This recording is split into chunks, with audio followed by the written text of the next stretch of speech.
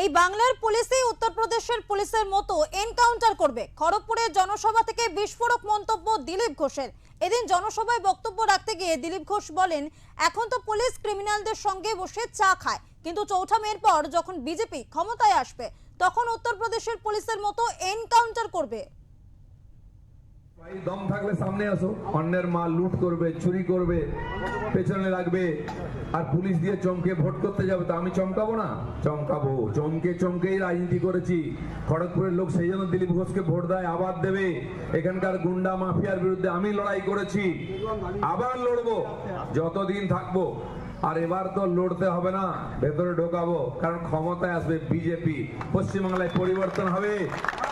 যে পুলিশ আজকে মাফিয়া গুন্ডার সঙ্গে বসে চা খাচ্ছে, এই চোর নেতাদের সঙ্গে চামচাগিরি করছে, সে পুলিশই দেখবেন অন্য রূপে উত্তরপ্রদেশের স্টাইলে কিরম এনকাউন্টার করবে, কিরম ভেতরে ঢোকাবে দেখে নেবেন।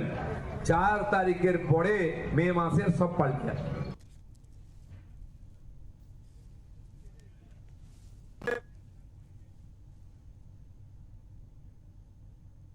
এই বিষয়ে কথা বলবো আমাদের প্রতিনিধি শান্তনু পানের সাথে। তোমার কাছ থেকে জানতে চাইবো যে দিলীপ ঘোষ একেবারে চাচা ছোলা ভাষায় বললেন যে এই রাজ্যের পুলিশরা উত্তরপ্রদেশের পুলিশের মতো এনকাউন্টার করবে, একেবারে এনকাউন্টার করার কথা বললেন তিনি খড়গপুরের জনসভা থেকে। সেক্ষেত্রে ওই এলাকার মানুষজনদের ওপর এই কথার পর ঠিক কি প্রভাব পড়েছে? একেবারে দিলীপ ঘোষ তার যে পুরাতন স্বভাব সিদ্ধি ভঙ্গিমা, সেই ভঙ্গিমায় কিন্তু বারবার আবারও শিরোনামে উঠে আসছেন। তার কারণ 26-এর নির্বাচনে তার প্রতিপক্ষ প্রদীপ সরকার তৃণমূল কংগ্রেসের প্রার্থী, এবং ঠিক সেই জায়গায় দাঁড়িয়ে তিনি আজকে যে মন্তব্য করেন যে 2020 এবং 21 সালে যখন লকডাউন চলছিল সেই সময় কিন্তু রামনবমীর মিছিল বন্ধ করার হুমকি দিয়েছিলেন।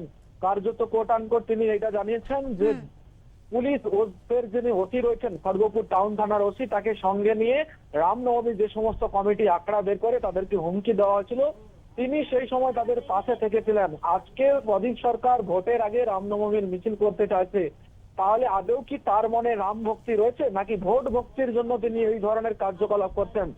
ঠিক এই উক্তি করতে গিয়ে কার্যত তিনি যেটা বলে ফেলেন যে উত্তরপ্রদেশে পুলিশ যেইভাবে এনকাউন্টার করছে, পশ্চিমবঙ্গে পরিবর্তন অবশ্যম্ভাবী রয়েছেন। পশ্চিমবঙ্গে পরিবর্তন হলে পুলিশ কিন্তু ওইভাবেই ধরে ধরে এনকাউন্টার করবে এবং জেলে ঢোকাবে। এই যে মন্তব্য, এই মন্তব্য কিন্তু খড়গপুরের যে সাধারণ বুদ্ধি সম্পন্ন মানুষ তারা কিন্তু একেবারেই মেনে নেয়নি। যদিও ক্যামেরার সামনে কেউ মুখ খুলতে চাইছেন না বিষয়টি রাজনৈতিক বিষয় বলে, তবে সাধারণভাবে তারা জানাচ্ছেন যে এই ধরনের সংস্কৃতি তারা মেনে নিতে পারছেন না। যে সংস্কৃতি, সেই সংস্কৃতি কোথাও ভ্রাতৃত্ববোধ রক্ষার সংস্কৃতি, সেখানে দাঁড়িয়ে দিলীপ ঘোষ যেই ধরনের এনকাউন্টার প্রসঙ্গ উত্তরপ্রদেশের পুলিশের প্রসঙ্গ টেনে আনছেন, সেই প্রসঙ্গ কার্যত মেনে নেওয়া যায় না।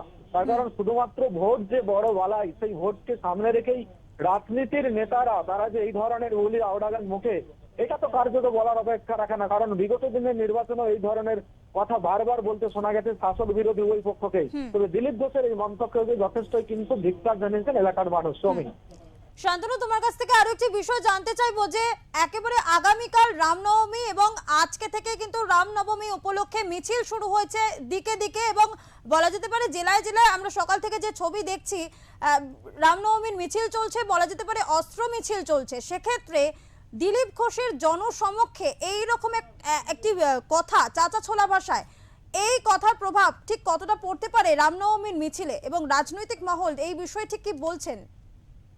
দিলীপ ঘোষের এই যে বক্তব্য, এই বক্তব্য কিন্তু উচ্ছ্বসিত হতে পারেন রামনবমীর যারা উদ্যোক্তা রয়েছেন বা বিজেপির কর্মী সমর্থক, তারাও কিন্তু এই রামনবমীর শোভাযাত্রায় অংশগ্রহণ করেন।